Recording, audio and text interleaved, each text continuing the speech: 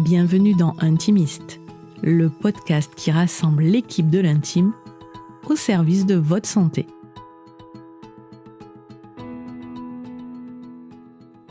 Dans cet épisode, on va parler d'un mouvement que j'apprécie tout particulièrement, puisque je lui ai dédié le 5e chapitre de mon livre « In Perine We Trust ».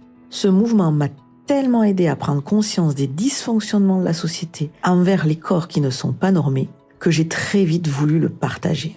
Sans surprise, puisque c'est le titre de cet épisode, nous allons aborder la notion de body positive. Qu'est-ce que c'est au juste ? D'où ça vient ? Et surtout, quelles sont les valeurs de cette vision des corps ? En tant que professionnel de santé, avoir un corps fonctionnel plutôt que normé est une évidence. Mais en tant que personne, en tant que jeune femme surtout, s'accepter dans une société qui est dysfonctionnelle vis-à-vis du corps des femmes n'a pas toujours été si facile. Sur ce chemin, Ellie Killeuse, alias Yasmine, a été un de mes phares. Et c'est donc avec beaucoup d'émotion que je l'accueille au micro de mon podcast, car quoi de plus intime que notre propre corps au final ? Intimiste. Bonjour Yasmine. Bonjour, tu vas bien ? Bien et toi ? Oui, ça va, super. Merci de ton invitation. Merci d'avoir accepté aussi rapidement. Ça me fait plaisir de te recevoir, tout simplement parce que je ne sais pas si tu le sais, mais j'apprécie particulièrement le mouvement body positive. Et c'est grâce à toi que je l'ai découvert et que je l'ai appréhendé. Et oui. D'accord, écoute, je l'apprends, je suis très fière. Tu as planté des petites graines. Ah, génial. Elles ont germé. Donc, je vais te proposer de te présenter, s'il te plaît, Yasmine. Alors, je m'appelle Yasmine, je suis connue sur les réseaux sociaux sur le nom d'Ellie Killeuse. Au départ, j'ai créé les réseaux sociaux pour être très dans la perte de poids fit girl. Aujourd'hui, j'ai écrit un livre sur le body positive, donc body positive attitude, en 2018. Et donc aujourd'hui, j'essaye plutôt de partager sur ma vie de maman, l'acceptation du corps avec ses changements. Et j'ai créé il y a 1 an ma société de conseil en images, donc Sayas Conseil, pour justement aller encore plus loin dans l'accompagnement des femmes dans le fait de s'appréhender et de s'aimer. Très bien. Intimiste. Pour ceux qui nous écouteraient et qui ne connaissent pas le mouvement body positive ou qui en ont entendu des bribes mais qui ne le comprennent pas, est-ce que tu pourrais me donner ta définition du mouvement body positive ? Alors moi, je dis toujours, quand on me demande ma définition, je dis toujours, je suis très mauvaise en anglais. Donc, body, corps, positive, voilà. Et c'est positiver son corps. Pour moi, c'est apprendre à s'aimer au-delà de son corps. Avec mon travail, j'essaye de dire apprendre à mettre en valeur son corps tel qu'il est aujourd'hui. Si on va plus loin, c'est ta valeur ne repose pas dans le corps que tu as, mais dans la personne que tu es. Voilà. Pour moi, c'est ça le body, c'est ma vision du body positive. Tout à fait. Je suis tout à fait d'accord avec toi. Moi, je dis souvent, c'est s'apprendre à s'aimer mieux. Faut pas qu'on tombe dans l'injonction inverse de il faut s'aimer à tout prix, quoi qu'il arrive, quels que soient les complexes que l'on a. Mais c'est s'aimer mieux justement parce qu'il y a quand même ce truc que quand on apprend suffisamment à s'aimer, en fait, on pète des barrières énormes qu'on pétait pas avant, quoi. Tout à fait. Ce virement body positive, parce que est-ce que tu as commencé avec le body positive ? Si tu as commencé en tant que conseil fit girl, peut-être que le body positive faisait pas pleinement partie de ce que tu partageais au début. Ah, du tout. Non, moi j'ai fait partie de ces personnes qui prenaient en photo leurs assiettes, qui comptaient leurs calories, qui se forçaient à courir le matin pour que ce soit à jeun et que ce soit plus efficace. Donc je me levais à une époque à 5h du mat pour aller courir avant d'aller travailler, parce que je travaillais en banque jusqu'à récemment. Et non, moi j'étais plutôt dans le truc de maigrir à tout prix. Je faisais des challenges, j'ai testé tous les e-books, tous les régimes inimaginables. Et j'aime bien dire que je pense que dans la vie, alors c'est ma façon de penser, mais de ne pas regretter ce qu'on a été, ce qu'on a fait, ou ce qu'on a vécu, bon ou mauvais, parce que c'est justement parce que je suis passée par tout ça qu'un jour j'ai réussi à dire stop, j'ai eu un déclic, et que je suis aussi à même de pouvoir comprendre des filles qui font peut-être un 38 dans la norme, mais qui sont hyper complexées, parce que moi j'ai été une fille en 44, en 46 complexée, mais j'ai aussi été une fille en 36 qui voulait faire du 34. Donc si tu veux, pour moi, j'arrive à comprendre que les complexes, il n'y a pas de hiérarchisation des complexes. Alors, on s'entende, c'est plus facile d'être complexé quand on fait un 38 que quand tu fais un 50 et que tu galères à t'habiller. Mais ce que je veux dire, c'est qu'on peut aussi avoir des complexes quand on est plus mince, parce qu'en fait, le truc, c'est dans la tête, tu vois, une grosse partie où le déclic doit se faire dans la tête. Et donc voilà, donc ça c'est un peu mon parcours avant de découvrir le mouvement body positive et d'essayer de le démocratiser. En France à l'époque, en 2017, on en parlait très peu en France. C'est ça, t'as été une des pionnières à en parler, hein. Voilà, c'est ça. J'ai fait partie des premières à en parler et aujourd'hui, je continue d'en parler aussi souvent que je peux et surtout à cette période du summer body. Évidemment. Il y a une notion qui est importante dans tout ce que tu viens de dire, c'est que finalement, positiver son corps, ça n'a rien à voir avec sa taille de vêtements et Non. donc son poids. Exactement. Parce que l'origine même du body positive, effectivement, ça a été créé par des fat activistes à la fin du dernier siècle, dans les années 90, justement pour donner de la visibilité aux personnes obèses. Ça a été extrêmement controversé parce que justement, on a dit que ça prônait l'obésité, mais vraiment l'évolution, tu me dis si je me trompe, c'est que maintenant, c'est vraiment un mouvement ouvert à tous de s'aimer mieux, s'aimer comme on est et en même temps avoir l'autorisation de changer. Hein. Exactement. On n'est pas obligé de rester exactement comme on est. Donc, est-ce que tu as remarqué des dérives de ce mouvement body positive?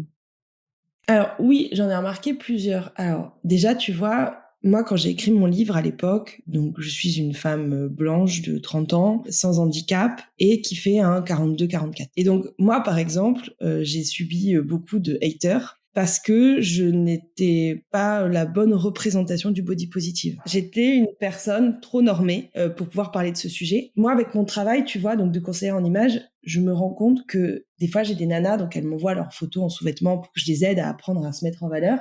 Et après, je lis leur questionnaire et là, je me rends compte que vraiment, les complexes, le mal-être n'a aucun rapport avec la taille de vêtements. J'ai des filles qui vont être plus grosses et qui vont juste me dire, bon, j'aime pas trop mes bras, machin. J'ai des filles qui vont être vraiment, mais hyper dans la norme, vraiment genre un 38, parfois même un 36, et qui vont dire, je déteste mes mollets, j'aime pas mes seins, à part mes yeux, il y a rien que j'aime. Mais parce que c'est des filles qui ont passé leur vie comme ça à se détester, à subir parfois un entourage compliqué. Et pour moi, c'était important aussi que ces personnes-là puissent s'exprimer dans ce mouvement. Et comme tu l'as dit tout à l'heure, il faut pas que ça devienne une injonction. Et pour moi, il y a une autre dérive, c'est qu'à un moment donné, certaines personnes ont eu envie d'entendre que le mouvement body positive, c'était une injonction à s'aimer à tout prix. J'ai toujours comparé ma relation au corps avec une relation amoureuse. Quand tu es en couple, la personne qui partage ta vie, homme-femme, tu l'aimes, et des fois, tu as envie de l'éclater dans un mur. Voilà. Tout le monde va se reconnaître là-dedans. Et pour autant, ça veut pas dire que tu vas la quitter, machin. Et ben en fait, avec le corps, c'est la même chose. C'est que moi, par exemple, j'ai appris à aimer mon corps, et je dis bien j'ai appris, tu vois. J'ai appris à aimer mon corps. Mais il y a des matins, je me lève et je me trouve dégueulasse. Et c'est comme ça, en fait. C'est pas parce que j'ai écrit un livre sur le body positive que je me trouve bonne tous les jours de ma vie. Pas du tout. Il y a des matins, je me trouve dégueulasse, et là, j'ai deux solutions. Soit je me dis, OK, aujourd'hui, c'est une journée moche. Voilà, je mets un jogging, je m'en fous, je me prends pas la tête et je me dis vas-y. Moi j'aime bien dire des fois je vais au fond du trou comme ça, tu vois, je prends appui dans le fond du trou et je ressors la tête de l'eau. Voilà. Ou la deuxième solution c'est non, aujourd'hui, il y a pas moyen que ce soit une journée moche. J'ai une petite robe noire que je trouve qui me met toujours hyper bien en valeur. Je mets ma petite robe noire, je fais ma petite coiffure, un petit Beyoncé dans les oreilles, un petit truc comme ça et clac et je me dis allez, aujourd'hui c'est moi qui décide que ce sera une bonne journée et j'arrive à faire vriller un peu ce truc là. Et du coup, tu as aussi ce truc c'est pas la taille qui compte, c'est pas ce que tu portes, c'est vraiment un truc dans ta tête de dire, OK, allez, aujourd'hui sera une bonne journée, et c'est pas parce qu'aujourd'hui je me trouve moche que je vais me mettre à bouffer de la salade toute la journée, que je vais m'empêcher de vivre dans ma journée ou que je vais aller me mettre à courir d'un seul coup. Non.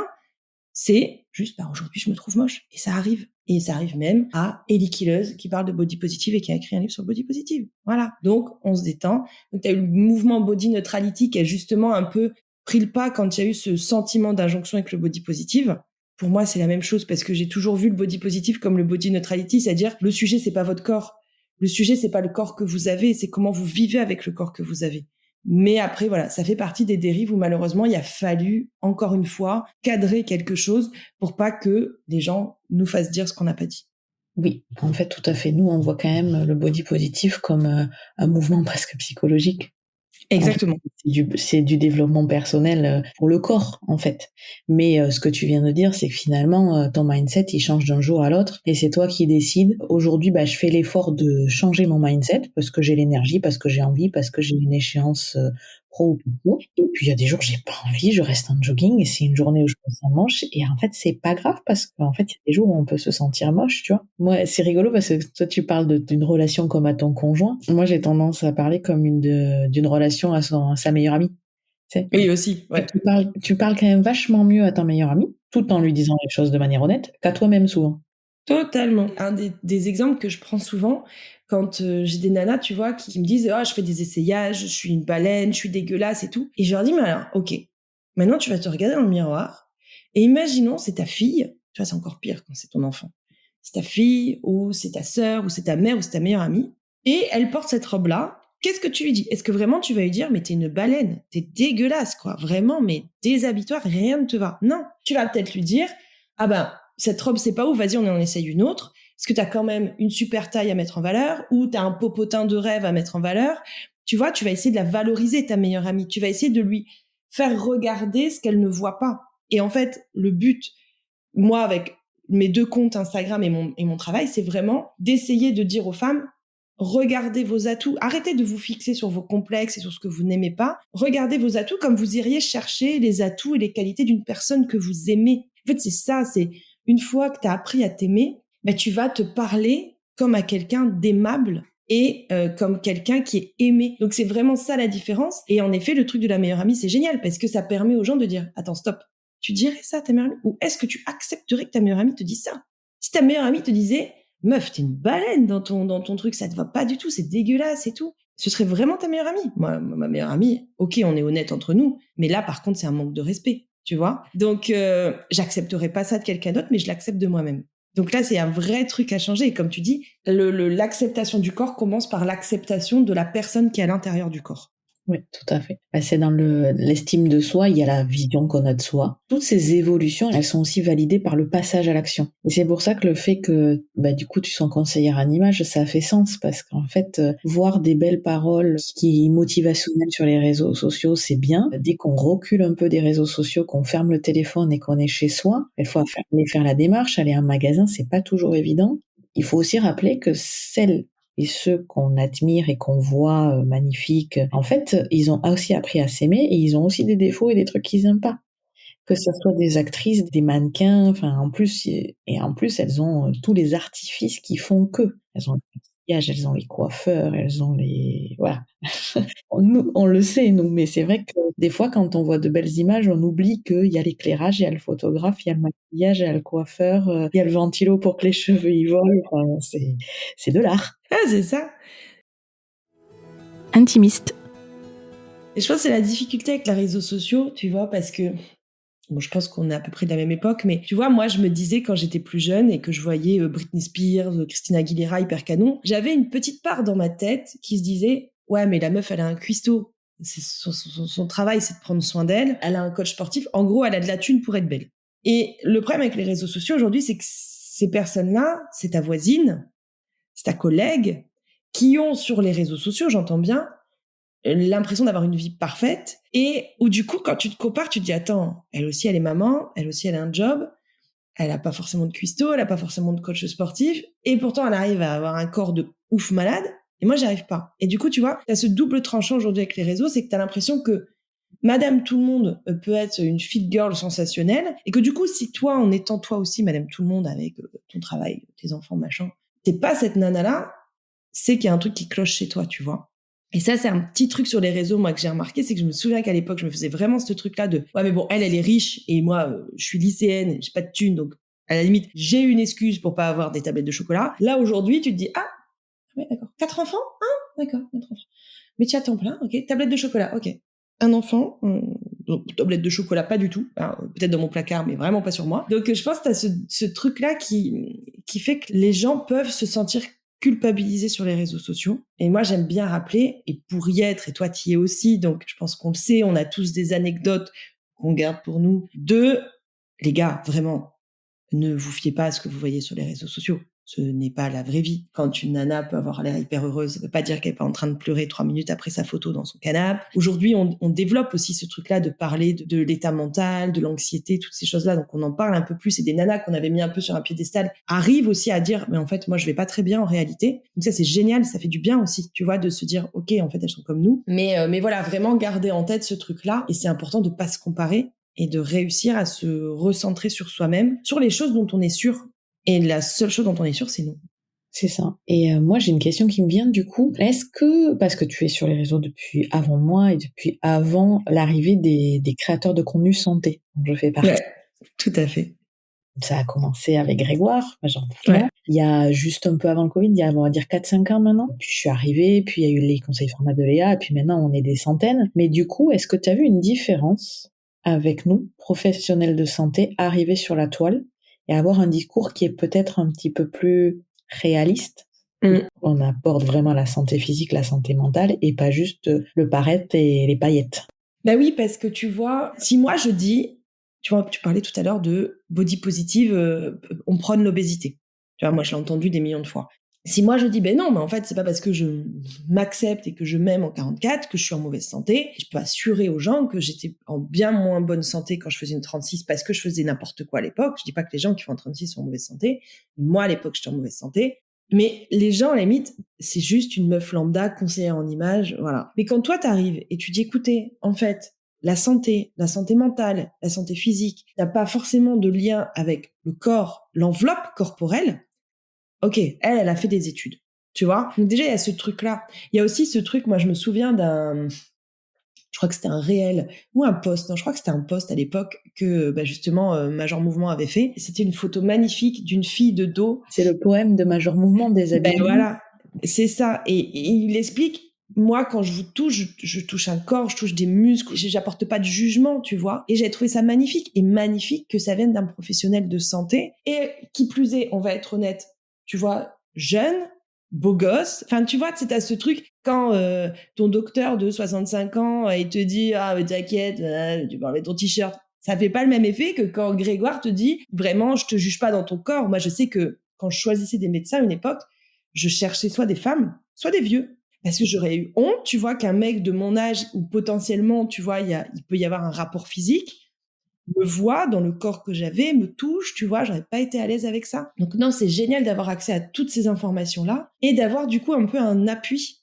pour nous qui essayons de passer ce message en étant juste des gens qui ont l'expérience du terrain, l'expérience du terrain physique, je parle, mais d'avoir des gens qui ont l'expérience du terrain, les études, le recul, les données scientifiques, enfin tu vois tout ce truc-là qui vient appuyer ce que nous on peut raconter. Et ça c'est justement quand les gens critiquent beaucoup les réseaux sociaux. Je disais tout à l'heure, faut faire attention à ce qu'on voit, mais une fois que tu as compris que tout ce que tu vois, faut pas prendre pour argent comptant. Les réseaux sociaux, c'est génial.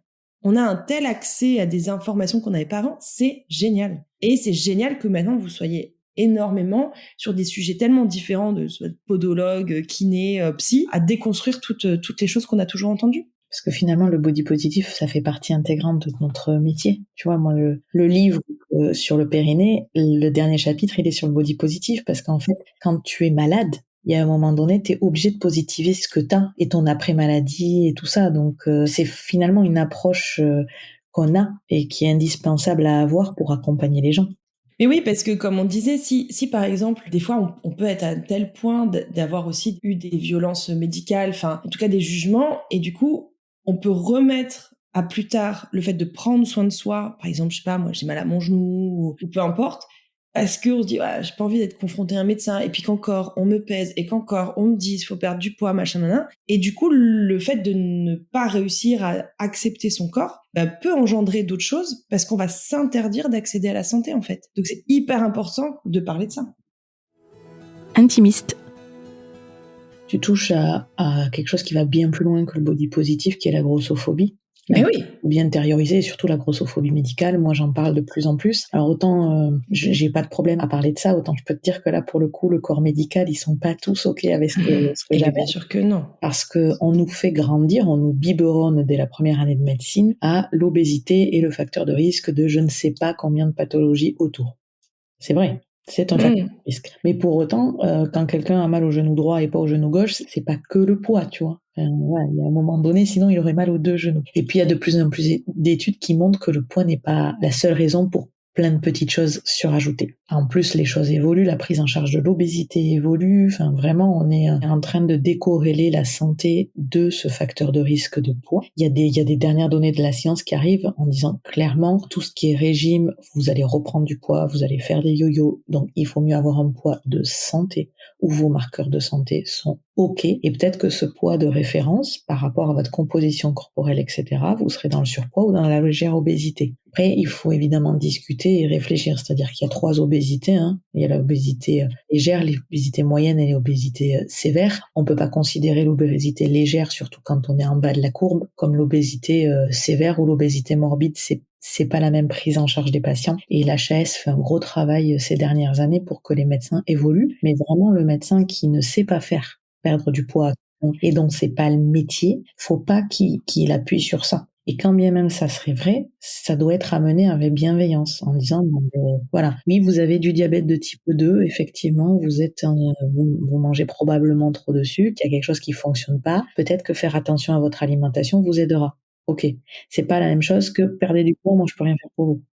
Et revenez quand vous aurez maigri. Et c'est là où on switch sur quelque chose de différent. Tout à l'heure, on a parlé de santé mentale, de travailler sur son acceptation. Mais quand un professionnel de santé qui est une référence, on est en train de changer, de moins en moins on devient des référents, de plus en plus on devient des guides et des accompagnants. Mais pendant longtemps, on a été ce côté très paternaliste de le médecin, c'est le sachant. Donc quand le médecin, c'est le sachant, c'est une figure de référence et qu'il arrive avec ces mots, TS difficiles et durs, ils sont aussi durs que quand c'est ton père ou ta mère qui te les dit, en fait. Et derrière, il y a tout un contexte qui est de grossophobie bienveillante.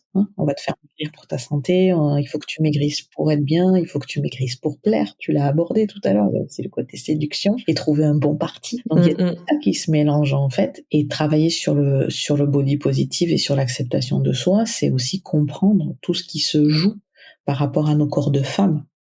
Du coup, ça va forcément plus loin. Ça va sur un combat féministe et ça va sur sortir un peu du modèle sociétal qu'on nous a inculqué ces dernières années, quoi. Carrément. Ça remet beaucoup de choses en question, le body positive. C'est aussi pour ça que ça dérange. Mais bien sûr. Puis, il y a plusieurs choses qui dérangent. Moi, une question que j'ai tout le temps, et je l'ai eue là il y a pas très longtemps, j'ai fait partie du spectacle de Bliss où je finis en fait sur scène par me mettre en sous-vêtements. Donc, je suis allée le voir au ciné et à la fin, il y avait des questions-réponses. Il y a une nana qui me dit... Mais vraiment, tu t'aimes? Tu sais vraiment, cette question, je l'ai mais tellement souvent de gens qui me disent, tu sais, qui remettent en question le fait que je puisse m'aimer en mode, mais vraiment, t'es sûr que tu fais pas, tu vois, j'ai repris la course à pied, t'es sûr que tu cours pas un peu parce que t'aimerais bien maigrir, et t'es là, t'es toujours obligé de devoir vraiment prouver, justifier, tu vois, que tu t'aimes, parce qu'en fait, les gens ont du mal, sont tellement dans ce truc, dans ce carcan du corps idéal, qui n'arrivent pas à concevoir qu'on puisse s'aimer quand on fait un 42, un 44, peu importe. Quand on n'a pas le corps que la société dit idéal. Et vraiment, c'est une question que j'ai tout le temps. Et j'arrive à la comprendre parce que, sincèrement, en toute objectivité, quand j'ai commencé les réseaux sociaux en 2013, où j'étais très dans les régimes, je pense que j'aurais découvert mon compte d'aujourd'hui, je me serais dit, elle mitonne. Elle a la flemme.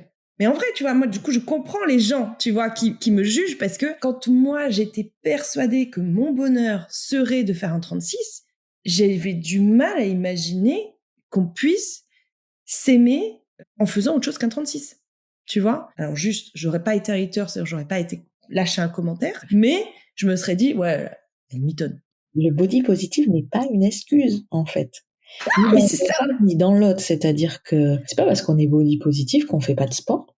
Mais putain, mais parce qu'on fait du sport, parce qu'on aime ça. C'est pas parce qu'on est body positif qu'on fait pas attention à son corps, qu'on n'a pas envie de perdre du poids. Moi, je suis clairement dans une démarche de perte de poids, je le dis. En plus, des soucis de santé, donc je partage tout de manière assez transparente. Et on me dit que je suis grossophobe parce que je perds du poids et que je suis pas body positive parce que je cherche à perdre du poids. Mais non, en fait, ça n'a rien à voir, tout ça. À un moment donné, c'est pas ce qu'on prend comme valeur. En fait, on peut choisir de modifier son corps et d'être plus à l'aise dans son corps, mais pas forcément de l'aimer plus, en fait. Ouais, puis c'est dans la démarche, c'est-à-dire qu'aujourd'hui, tu t'es dans une démarche de perte de poids, Mais la différence avec peut-être des démarches de perte de poids que tu as pu faire avant de connaître le mouvement body positive, c'est que tu peux être dans une démarche de perte de poids de façon bienveillante. En fait, c'est ça tout le truc. Tu sais, tu parles à une nana qui, moi, je me suis fait refaire les seins.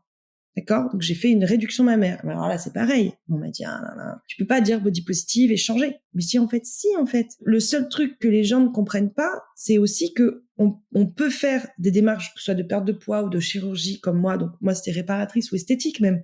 Pour d'autres raisons que je veux être bonne à la plage. En fait, les gens, quand j'ai parlé de réduction mammaire, les gens se sont imaginés que c'était ça. Et j'étais obligée de parler de ma vie, d'expliquer que quand j'étais plus jeune, j'ai subi des attouchements, que la personne qui m'a fait ça, c'était quelqu'un qui faisait toujours des remarques sur ma grosse poitrine et que vraiment, j'avais déconnecté avec cette poitrine et j'ai toujours dit, mais depuis que j'ai 16 ans, je me ferai enlever la poitrine. Et donc, quand j'ai eu, après la fin de l'allaitement de mon fils, donc j'ai fait une réduction mammaire, et tout de suite, les gens, c'était, ah ouais, mais du coup, je dis, en fait, vous n'avez pas compris, en fait. C'est qu'on peut aussi toucher à son corps pour d'autres raisons que celles que vous entendez. Et moi, là, j'ai l'impression d'avoir retrouvé mon corps. Je me suis fait une petite poitrine comme je voulais, voilà, pas proportionnelle, comme certains diraient, mais parce que j'ai l'impression d'avoir repris le pouvoir de mon corps. Aujourd'hui, je fais du sport parce que mon fils s'est mis au vélo et qu'il faut que je puisse courir après lui sans crever sur le pâté de maison parce qu'il va trop vite. Et en fait, il y a plein de raisons pour lesquelles on peut avoir envie de faire du sport, on peut avoir envie de perdre du poids, on peut avoir envie de faire de la chirurgie. Et juste, en fait, est-ce qu'on peut juste se foutre la paix mutuellement? Qu'est-ce que ça peut me foutre que tu veuilles perdre du poids? Vraiment. Tu vois, là, je vais finir cette vidéo, je vais fermer mon PC. Est-ce que ça va changer à quelque chose à ma vie? Alors, je vais employer ton ancien nom, mais que Princesse Périnée, qui parle de body positive, veuille perdre du poids. Enfin, tu vois, il y a vraiment ce truc de, les gars, on peut juste moi, je fais pas chier les gens qui ont envie de maigrir pour rentrer dans un 36 parce que j'ai été ces gens-là, donc je les comprends. Mais juste, venez pas me faire chier parce que moi, j'ai pas envie de me tuer à bouffer des salades et faire du sport pour rentrer dans un 36. Et si demain, j'ai envie de changer, c'est mon corps. Tu vois, c'est vraiment reprendre possession. Mon corps, mon choix, voilà. Je pense que vraiment, le problème, c'est ça, c'est qu'on est toujours dans un truc de... Les gens ont toujours un truc à dire et à donner leur avis de...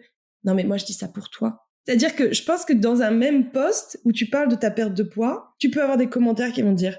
Ouais, enfin bon, du coup, t'es pas très body positive. Et à côté de ça, des gens qui disent... Oui, en même temps, il était temps pour ta santé. Et t'es là, ok, je suis bipolaire. Qu'est-ce que je fais? Si je suis les gens qui me mettent des commentaires, je dois pas maigrir. Ah, je dois maigrir en fait. Le gros avantage d'être sur les réseaux sociaux, c'est que tu fais un développement personnel ou une psychothérapie accélérée. Parce que du coup, tu as tellement d'informations qui t'arrivent après chaque post que ça va vite. C'est exactement ça. À ne pas écouter les autres et à ne pas écouter les commentaires des autres. Et ça, c'est un des facteurs importants du body positive, en fait. C'est que les remarques des autres ne t'atteignent pas, en fait. Quand elles sont constructives, tu les prends. Et quand elles servent à rien, vraiment, tu fermes la barrière et tu dis, oh, ça, c'est pas pour moi, quoi. Ça, c'est un gros travail psychologique à faire. Hein. Moi, j'avoue, je dis, des fois, je peux être encore blessée des remarques méchantes. Tu vois, je suis pas encore à ce stade, surtout quand je suis pas dans un bon mood. Mais je sais plus, il y a pas très longtemps, je me suis pris une remarque, vraiment un pic, mais très méchant, tu vois. Et en fait, j'étais là, même si je bloque la nana derrière, parce que c'était pas du tout une remarque constructive, c'est vraiment purement méchant, un truc très, je sais rien, moi, t'es grosse, t'as un gros ventre tout flasque, enfin, je sais rien, tu vois, vraiment un truc très comme ça qui ne sert à rien. Et en fait, même si derrière je la bloque, parce que je considère que tu viens pas faire caca dans ma maison, donc tu viens pas faire caca sur mon compte Instagram, néanmoins, tu vois, je me le suis pris. Alors, c'est pas pour autant que j'ai bouffé une salade et que je me suis mise à pleurer dans mon lit, mais faut que les gens comprennent aussi qu'on se le prend et que quand on le remet à l'échelle de plus de 100 000 abonnés, que ce soit comme pour toi, comme pour moi, si vous êtes 1, 5, 10, 15, si ça tombe à un moment donné où toi-même, t'as pas trop le moral, t'es pas très bien, et que tu te prends ça, il faut comprendre aussi que, en fait, on est des humains, et que, ça peut être compliqué aussi de se prendre ça dans la tête. Maintenant, comme tu dis, c'est que par rapport à avant, on passe au-dessus. Mais voilà. Enfin, moi, j'aime bien préciser que c'est important de faire attention à ce que vous dites aux gens sur les réseaux sociaux parce qu'en fait, on est des humains derrière avec nos propres problèmes dont on ne parle pas forcément sur les réseaux parce que ça peut nous concerner et qu'on n'a pas envie d'en parler. Des fois, vous envoyez un pic comme ça, mais nous, derrière, on se le prend, quoi. On l'a lu, tu vois. On n'a pas de modérateur, on l'a lu, tu vois. Et moi, j'ai encore ce truc où des fois, ça me fait quand même, si ça tombe au mauvais moment, ça peut me blesser. Je suis tout à fait d'accord, mais du coup, la question que je me pose, c'est est-ce que les gens qui envoient ces pics, ils en ont quelque chose à faire qu'on leur dise ça? Parce que j'ai quand même l'impression que on a quand même des communautés très féminines, je suppose, qui sont là parce qu'elles aiment ce qu'on raconte et elles se permettraient pas de dire des choses blessantes de but en blanc. Moi, je vois, il y en a qui, des fois, amènent à la réflexion, sont pas tout à fait d'accord avec moi, ou disent, ben, je vois que toi, tu en es à ce niveau d'évolution, moi, je n'y suis pas, mais il y a de la discussion, il y a du respect, comme on peut être en désaccord avec les gens, il y a aucun souci. Mais les gens qui balancent ce genre de trucs, j'ai quand même l'impression qu'ils n'ont pas le recul nécessaire pour comprendre quand on leur dit qu'on est des vrais humains derrière, en fait. Non, mais c'est vrai que t'as raison. C'est vrai que t'as raison. Et alors, je sais pas si toi tu l'as, moi, des fois, je le vois, il y a des filles, je vais pas forcément les bloquer. Tu sais, je vais recevoir un message privé, je me rends compte que, bon, en fait, c'est déjà le 4e ou le 5e message privé. Pas hyper sympa, mais tu sais, ce qu'on appelle gentille, agressive, agressive, passive, tu vois. Ouais. Voilà, c'est ça, et t'es là, Ou alors, une fois, j'ai eu un truc d'une nana sur une story qui m'a envoyé un message, mais hyper méchant, genre, putain, mais on a rien à foutre de ton histoire. Tu dis de la merde, je sais plus ce qu'elle me dit. Et du coup, je lui envoie un message, mais je comprends pas, je vois pas le rapport avec ma story. Désolée, j'ai passé une journée de merde, j'ai vu ta story, et puis, voilà, je me suis lâchée. Je dis, mais meuf, t'es sérieuse? On fait pas ça, en fait. Enfin, je dis, t'imagines si vous êtes 100 à avoir passé une journée de merde? Mais moi, je saute par la fenêtre, en fait. Donc, t'as en effet ce truc où les gens n'arrivent pas à comprendre que, on est des humains derrière, et qu'au moment où ils écrivent, nous, on se le prend dans la face. Et t'as cette facilité où c'est hyper facile de commenter aussi, tu vois? De commenter le corps des autres, de commenter la vie des autres, d'avoir cette fenêtre ouverte sur la vie des autres qui nous permet de pouvoir dire ce qu'on veut au moment où on a envie de le dire. Intimiste. Mais ça, c'est aussi une norme sociale, c'est-à-dire qu'on voit bien qu'on se permet de commenter le corps des autres. Moi, alors c'est on va dire des magazines auxquels j'ai plus accès, mais ça m'intéresse pas. Mais quand même, quand j'étais adolescente et jeunes adultes, il y avait tous les magazines où les paparazzis traquaient la cellulite des femmes, traquaient tout ce qui allait pas. Et ça, c'est une presse qui fonctionne, c'est-à-dire on est sur le fait de commenter le corps de l'autre et de critiquer le corps de l'autre. Du coup, on continue à le faire en fonction des familles dans lesquelles on a évolué. On a les parents, on a les frères et sœurs qui commentaient et qui critiquaient. On a parlé tout à l'heure du corps médical, donc c'est aussi ça qu'on remet en question le body positive et à mon avis un changement sociétal extrêmement profond et difficile, c'est-à-dire ne pas juger le corps de l'autre. On ne sait pas pourquoi elle est comme ça, on ne sait pas pourquoi elle est en surpoids ou pas en surpoids, on ne sait pas pourquoi elle a des vergetures, on ne sait pas. Et on le retrouve encore une fois dans la santé, quand il y a du handicap, par exemple. Même l'empathie, tu sais, un peu cette bienveillance malveillante de on veut savoir qu'est-ce qui lui est arrivé, cette curiosité mal placée, Ouais. ça. Il y a quand même ce truc très sociétal de stop, en fait, la personne qu'on a en face, on n'est pas obligé de connaître sa vie en entier, on n'est pas obligé de la juger sur l'apparence et être très clair sur ce qui se joue derrière. Il me semble quand même que c'est la désirabilité, la séduction. Oui. Tu vois, bien sûr. Et entre femmes, c'est le fait de se rassurer, de dire tiens, celle-là finalement elle est peut-être moins désirable que moi, donc j'ai encore un peu de chance d'aller là en fait. Et les hommes, je ne sais pas s'ils sont aussi difficiles les uns avec les autres. J'ai quand même je sais pas. Un petit peu moins quand même. Ouais, j'ai l'impression, mais parce que t'as toujours eu ce truc. Moi, je vois, je suis Fiona Schmidt qui parle de l'agisme, et il y a quand même ce truc de la courbe de nous, notre courbe de désirabilité, elle monte comme ça jusqu'à peu près 25, allez 30, et ensuite on chute, alors que les mecs, c'est un petit peu l'inverse, c'est-à-dire que eux, leur courbe limite, elle augmente avec le temps, les cheveux gris, c'est hyper sexy, le petit côté un peu j'aime bien la petite bedaine chez un mec. T'as déjà entendu quelqu'un dire j'adore la petite bedaine chez une meuf? J'ai jamais entendu ça de ma vie. Par contre, j'ai déjà entendu la petite bedaine et tout, ça à côté chez un mec, jamais chez une meuf. T'as jamais entendu quelqu'un? Bon, moi j'adore les cheveux gris, personnellement, j'adore ça. Mais quand je dis j'adore ça chez les femmes, je parle pas des hommes. Mais c'est vrai que on va plus facilement entendre ah là là, les petits cheveux gris, c'est un mec, côté un petit peu Richard Gere, côté un peu sexe. T'entends rarement j'adore les racines grises chez les femmes. Très rare d'entendre ça, tu vois. Donc en effet, il y a ce truc de désirabilité qui est totalement différent, et je pense que c'est ça qui crée aussi cette différence entre les hommes et les femmes. Et tu vois, pour revenir à ça, quand je me suis donc j'ai annoncé que je me faisais une réduction mammaire, la première question qui est revenue, c'est il en pense quoi ton mari? Et en fait, je choquais les gens de dire je lui ai pas posé la question. En fait, je ne lui ai pas demandé, je ne l'ai pas consulté pour choisir la taille de mon bonnet. Tu vois? Quand il m'a rencontré, j'avais un bonnet, il l'a pas choisi mon bonnet, il m'a pas dit bonjour, je vais prendre le package avec le bonnet machin, nan. Les hanches, on va prendre à 42. Non. Et ben là, c'est pareil, tu vois. Et vraiment, il y a ce truc quand j'en ai discuté avec pas mal de nanas, j'étais sur un groupe Facebook aussi de filles qui faisaient une réduction mammaire ah ouais, mais moi j'aimerais vraiment prendre un B, tu vois, plus petit, tu vois, par rapport à, quand je dis petite poitrine, c'est plus par rapport à la proportion je fais un 44 et je prends un B, c'est plutôt, souvent les médecins vont me dire prends un C ou un D, tu vois, je faisais un F. Et les nanas étaient là, ouais, mais mon mec et tout. J'étais là, moi je me suis pas posé la question, quoi. Moi je dis je veux un B, mon mari m'aurait dit non mais attends, tu vas pas faire un B, mais gars, c'est pas toi qui les portes, hein. Si tu les portes pas, moi je te demande pas de sous-peser ce qui se passe dans ton slip, ne viens pas sous-peser ce qui se passe dans mon soutif. Donc tu vois, t'as ce truc encore premier truc ils en pensent quoi les autres, ils en pensent quoi enfin tu vois. Je vois très bien, moi j'en ai un peu parlé sur les réseaux sociaux, mais moi c'était il y a 10 ans, j'ai fait une réduction mammaire aussi en actrice, et effectivement à aucun moment je n'ai demandé à mon mari à l'époque de choisir la taille. Voilà, c'était pour moi, c'était une opération depuis extrêmement longtemps. Lui, il était plus d'ailleurs stressé par le fait que j'allais être endormie, que l'opération était longue, que est-ce que ça va bien cicatriser, etc. Il en avait assez rien à faire de savoir si ça allait être un C ou un D, en fait. Heureusement. Clairement. Enfin, tu vois, heureusement. Et bon, à l'époque, j'avais pas de réseaux sociaux, j'en ai même pas parlé autour de moi. J'ai eu vraiment que les proches, parce que j'avais pas envie d'être soumise au jugement et de devoir m'expliquer. Je savais pourquoi je le faisais.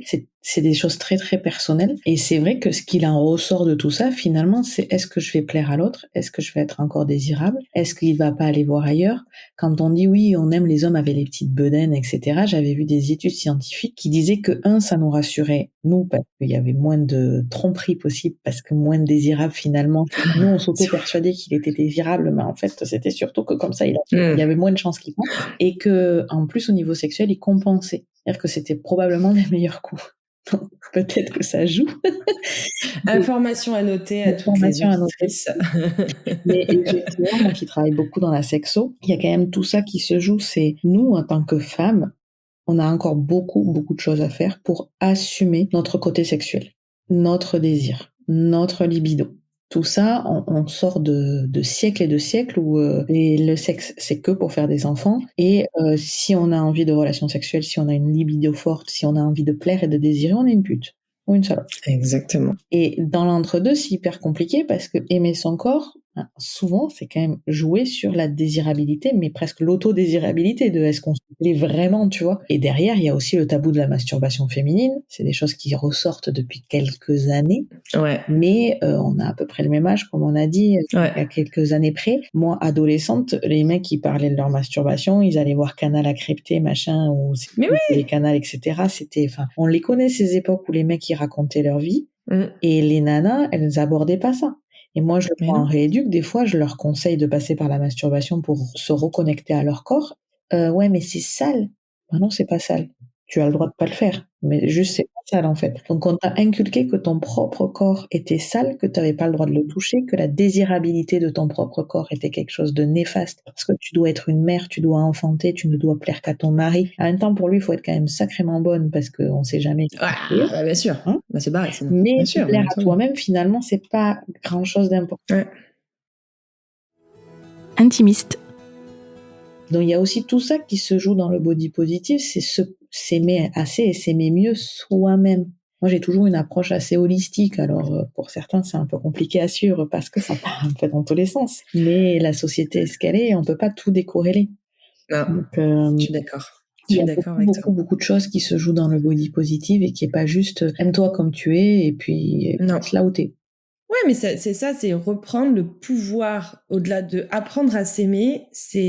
En plus, c'est ce qu'on disait, c'est cet aspect psychologique, développement personnel en fait, pour moi, le body positive, c'est n'apprends pas à aimer ton corps. C'est apprends à aimer la personne à l'intérieur de ton corps et tu te rendras compte que ton corps n'est finalement qu'un outil supplémentaire, comme le fait de parler, le fait de toucher. Voilà, ton corps, il te permet de faire des millions de choses dans ta vie. Et aimer la personne à l'intérieur, c'est se rendre compte que cette enveloppe ne va pas vriller sur ta valeur, ne va pas changer qui tu es. C'est juste toi qui adaptes par rapport au moteur que tu souhaites.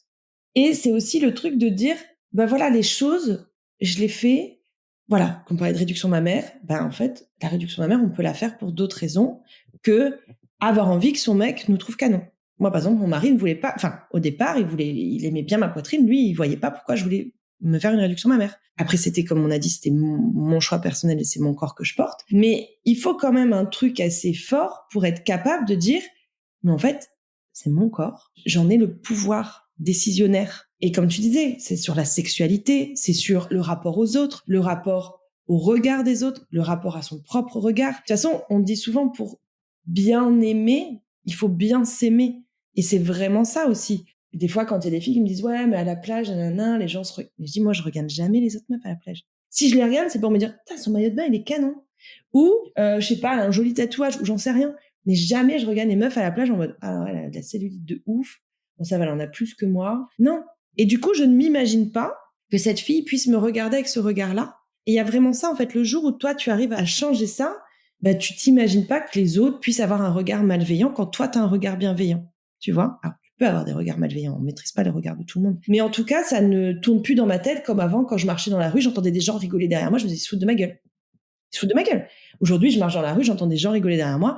Limite, ça me donne plus envie de rire, parce que tu vois, le rire communicatif, que de me dire, j'ai un truc à mon cul, j'ai une tache, j'ai de la cellulite, j'en sais rien. Enfin, tu vois, ils se foutent de ma gueule. Donc, il y a vraiment ce truc-là aussi de reprendre le pouvoir sur sa vie, reprendre le pouvoir sur soi, dans son être en général et pas uniquement dans son corps. Et il faut avoir assez de cran. Moi, justement, je trouve que c'est quelque chose d'avoir assez de cran, comme toi, par exemple, d'être dans un mouvement de body positive et dire « j'ai envie de perdre du poids » ou « je vais faire une réduction mammaire » ou « je sais pas moi, j'ai envie de changer telle ou telle chose dans mon corps ». Parce que justement, en fait, tu rappelles que le body positive, c'est qui je suis, je prends le pouvoir de qui je suis, et pas juste je fais les choses pour vous, de ce que vous attendez de moi. Vu que je suis body positive, vous vous attendez à ce que, au mieux, je ne bouge pas, voire je grossisse, mais vous vous attendez pas à l'effet inverse. Et moi, mon pouvoir, c'est de prendre les décisions pour moi, et pas en fonction de ce que vous attendez.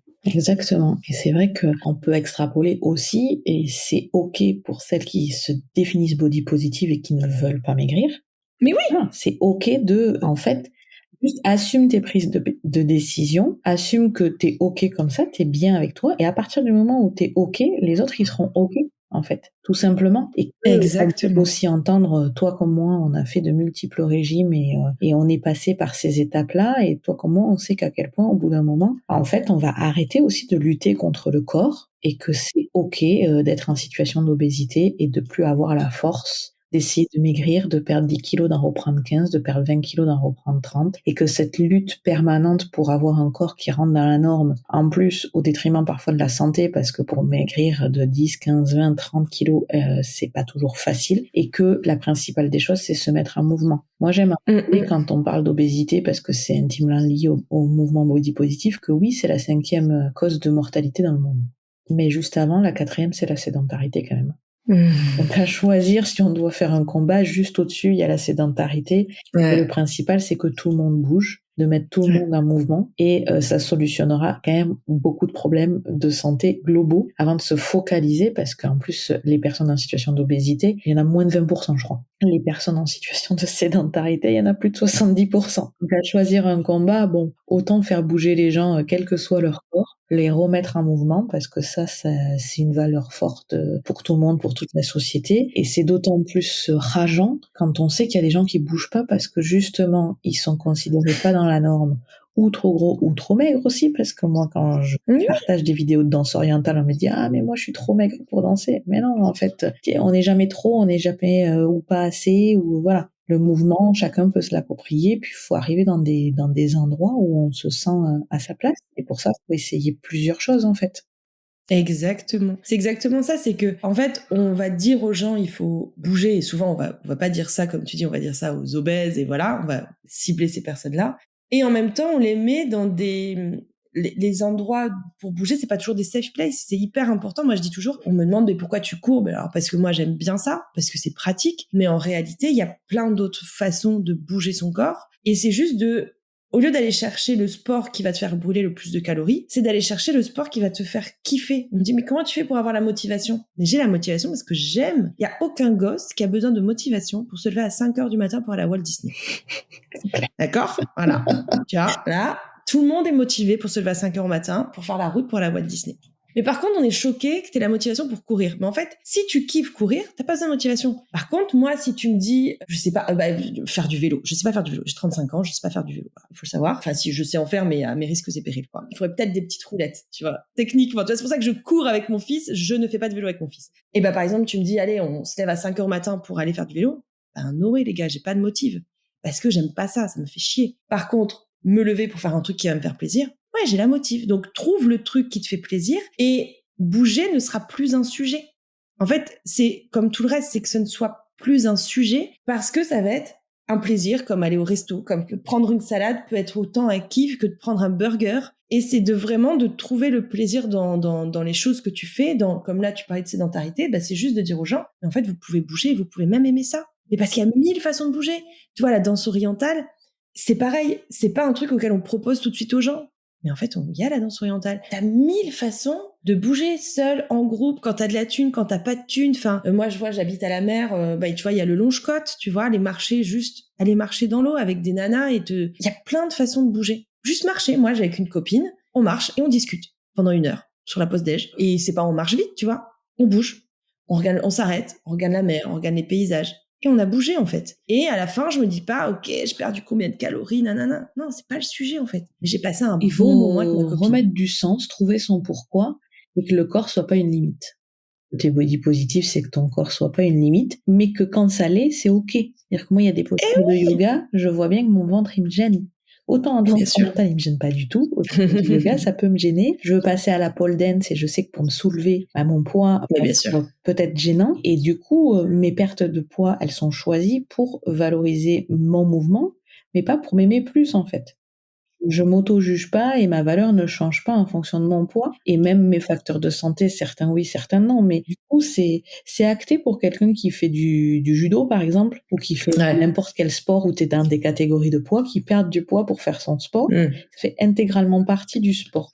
Mais par contre, quelqu'un qui prend le body positive et qui a un surpoids, qui fasse des efforts pour des choses qui lui font plaisir, c'est un peu compliqué. On se dit, est-ce que c'est le bon chemin? Il y a qu'un seul bon chemin, c'est celui qui vous fait plaisir, hein, et c'est celui qui vous plaît. C'est ça. Hein. Carrément. Mais c'est exactement ça. Et tu vois, moi, j'ai repris la course à pied. Combien de fois on me demande, mais du coup, t'as perdu du poids depuis que t'as repris la course à pied?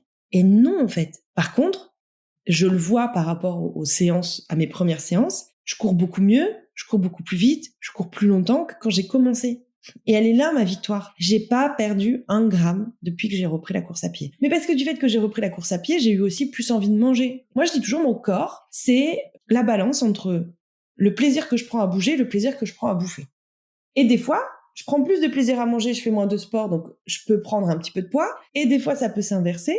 Et en fait, c'est juste une balance. Et en fait, le but, c'est que le centre soit juste que moi, je sois OK avec ça.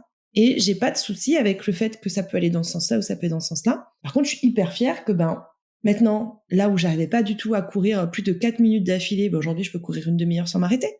Et mon plaisir, ma victoire, elle est là. Elle est pas dans j'ai perdu 1 kilo et elle pourrait être dans j'ai perdu du poids. On va être honnête, si je perdrais du poids, je courrais encore plus vite.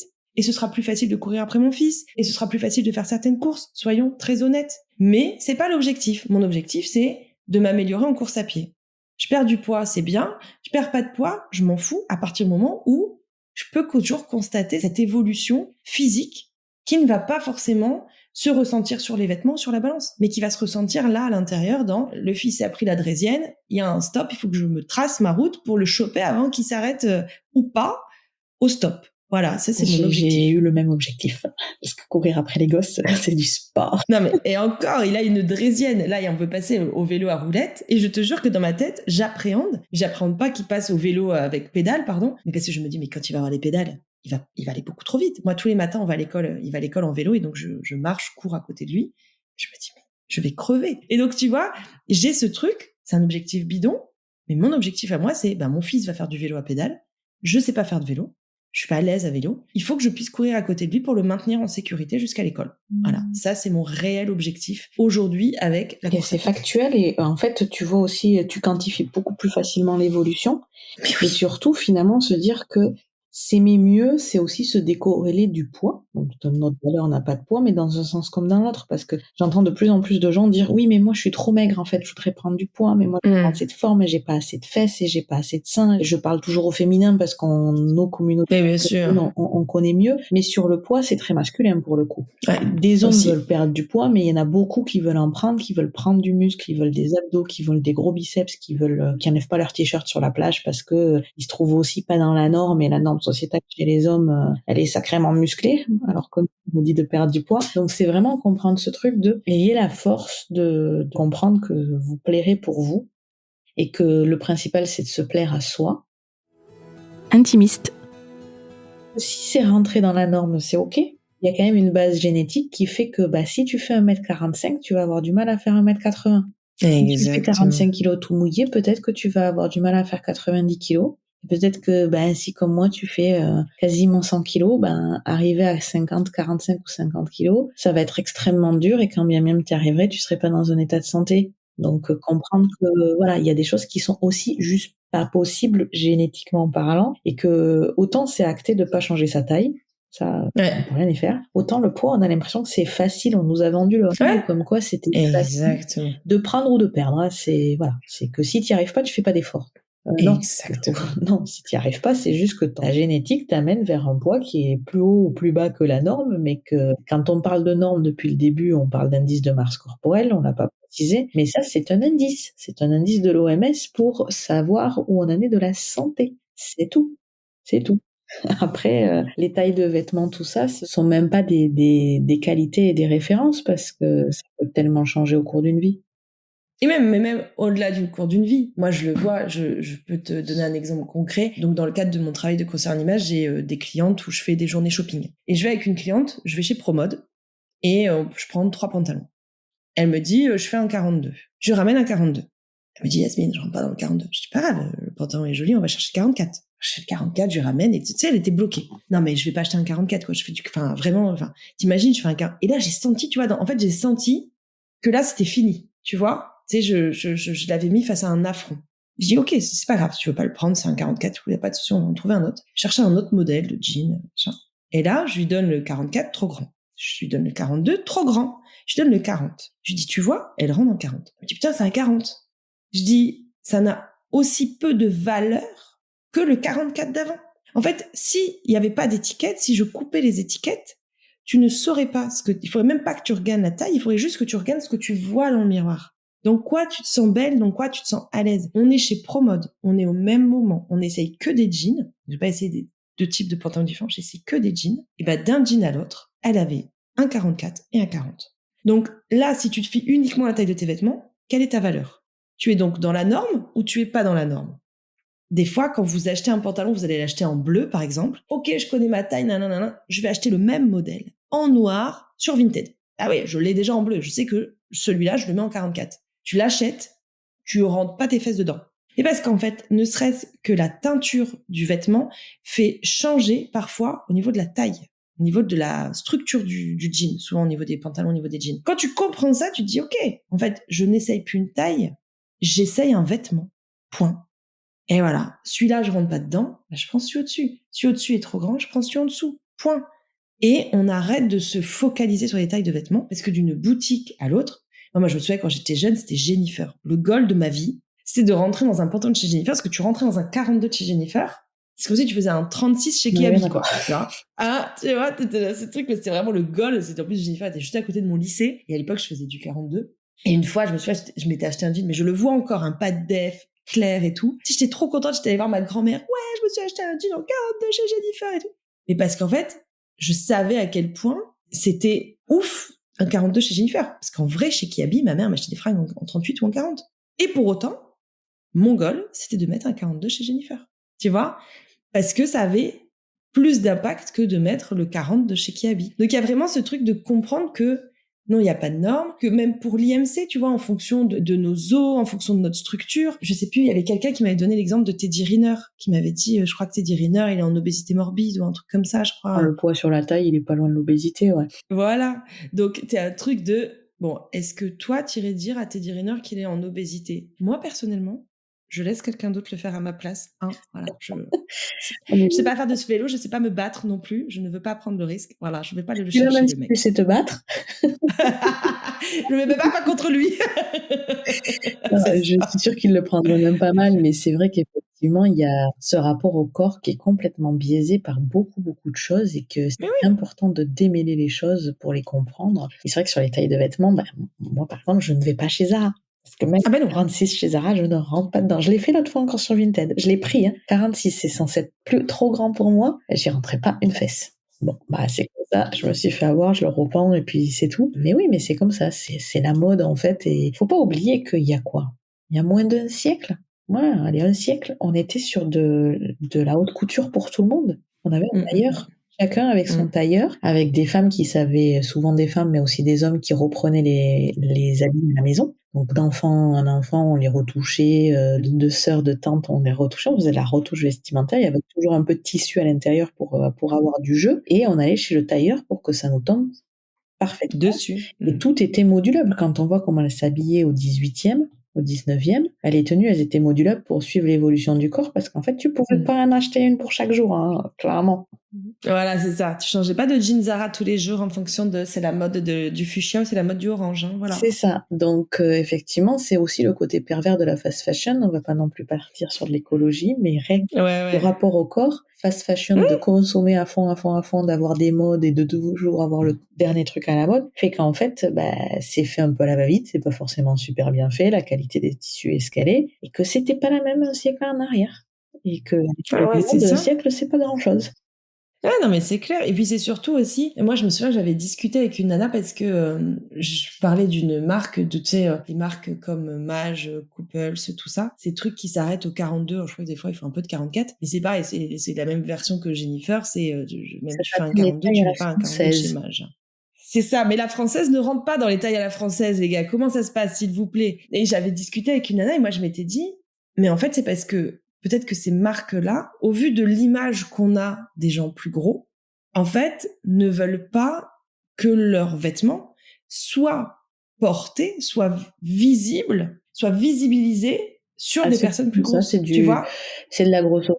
C'est de la discrimination. Parce que quand on parle de sizing à la française et de marque à la française, ce qu'il y a derrière aussi, c'est qu'il y a la française, l'élégance française, c'est la fine, en fait.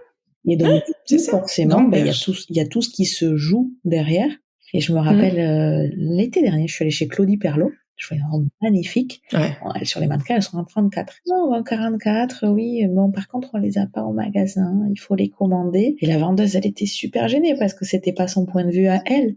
Clairement, ça veut dire que non seulement ils les font en 44, mais ils les mettent pas en magasin.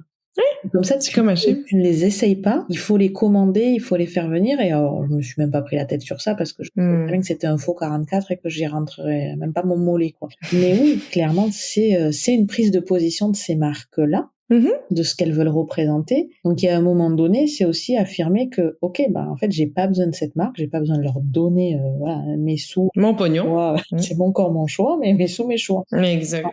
Et que aussi beau soit-il, il y a des très très belles marques qui font des choses, on parle d'inclusivité, mais ce mot m'énerve un peu, des marques qui font... Des choses normales, enfin, pour tout le monde.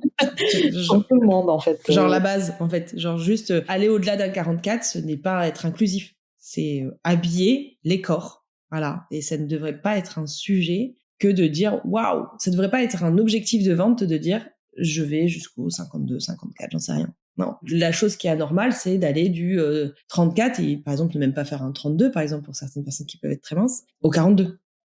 Voilà. Non, quand on sait que la majorité des femmes en France, c'est 40-42 et qu'il y a beaucoup plus de 44-46 que de 34-36, bon. Voilà. Alors après, faire les stocks, gérer les stocks, etc. Ouais, bien sûr. Mais il y a aussi des positionnements où on choisit des matières, on choisit des formes qui correspondent à tout le monde. Donc ça. Et puis vraiment, ce que tu fais, je pense que c'est quelque chose d'extrêmement important. C'est-à-dire que tout au long de notre vie, on acquiert des compétences. Si les compétences de vestimentaire, on les a pas acquises dans sa jeunesse, en fait, c'est hyper bien d'aller te voir et de venir prendre des conseils. Parce que de toute façon, on le voit quand c'est à la télé, que ce soit Christina Cordula ou les autres émissions sur M6, on voit bien que avant, après, c'est pas la même chose et que c'est que des fringues et une coiffure, hein. Donc la personne n'a pas vraiment changé, c'est même pas physique, il y a aucun changement. Exactement. Donc on le voit que ça change les gens.